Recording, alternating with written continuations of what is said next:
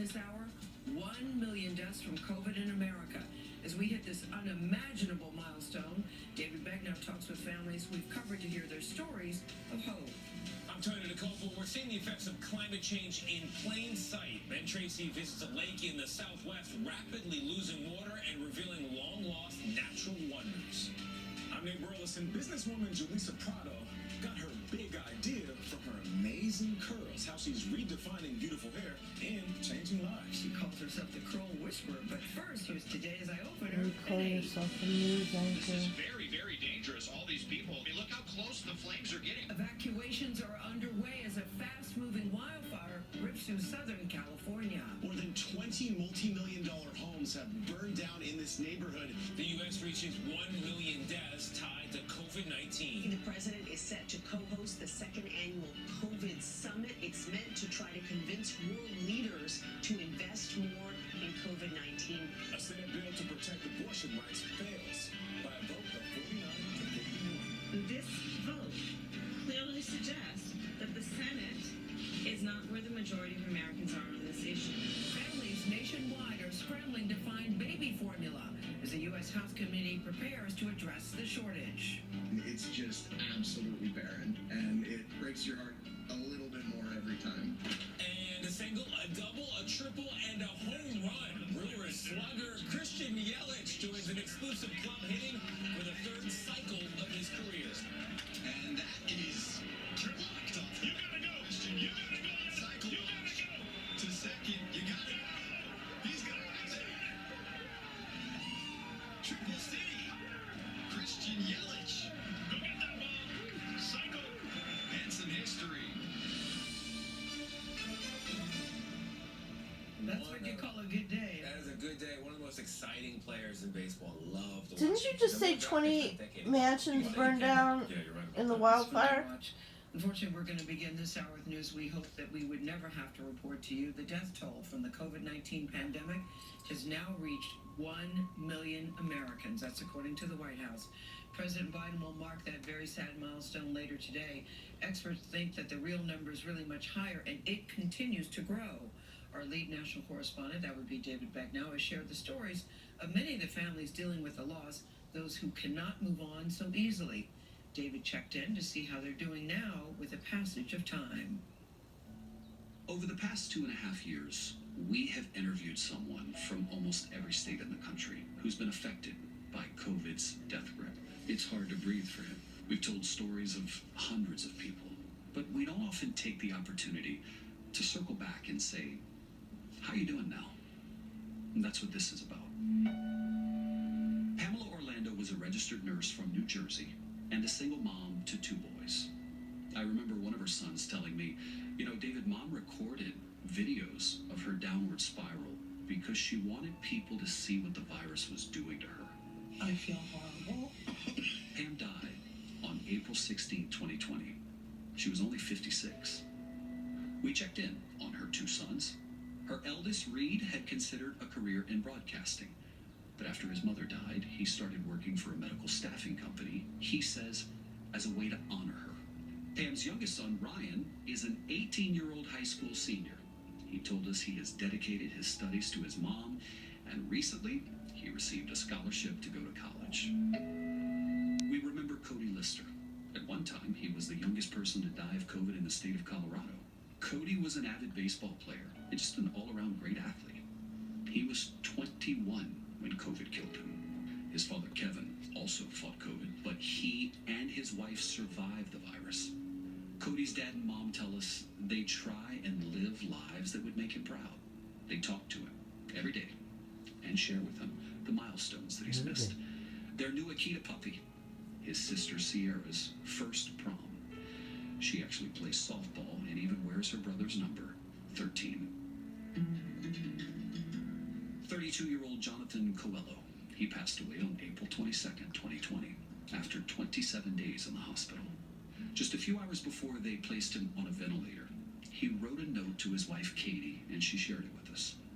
In it, he said, "It makes me so proud to be your husband and the father to Braden and Penny." You could see from start to finish, my husband worshipped us. Almost 2 years later, Katie tells us that parenting alone has been a real challenge, especially while grieving. But it is her desire to be strong for their 2 children that's what's driving her forward. She says they have been her brightest lights since Jonathan's death. Braden, who has cerebral palsy, learned to walk with the aid of a walker, but he's doing it all by himself. Penny took her first steps on Father's Day last year. Good job. I remember 33-year-old Angelle Mosley of New Orleans. Now, hers was a breakthrough case of COVID. She actually contracted the disease and died despite being fully vaccinated. Angelle was hospitalized on a Friday. She died 2 days later, July 25th, 2021. We flew down to New Orleans shortly after she passed away and sat with her mother at the family's church. If she were here right now, what would she want you to say? Keep her business going because that was her baby. That was her dream. I am happy to report to you that Angelle's legacy not only lives on, but her request is being honored. That's a beautiful color. Angelle's clothing store, the Braid Boutique, which specializes in plus-size clothing for women, is still open, and it's being run by her mom and her friends. Just 2 hours west of New Orleans is where David Lemaire lived in Lafayette. He had just graduated from high school when he died due to COVID. He and his brother Jacob were actually both hospitalized in the same ICU with COVID-19 related pneumonia. The brother survived. David fought for weeks.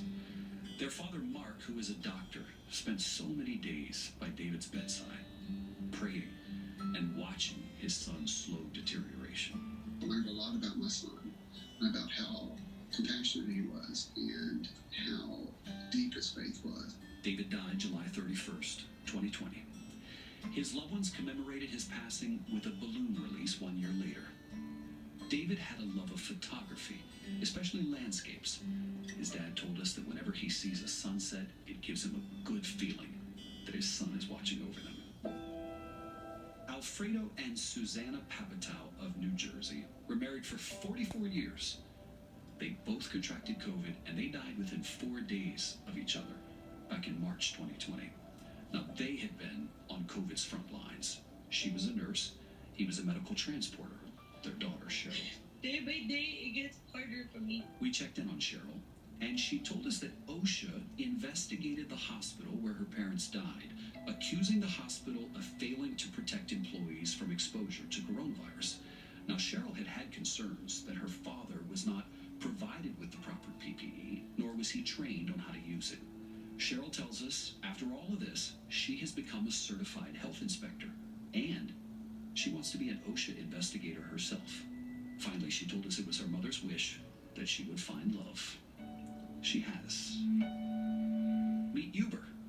I believe my husband was sent to me from my parents, she told us. You probably have noticed the chairs that I'm surrounded by. They are empty, and that is meant to honor those who we didn't name.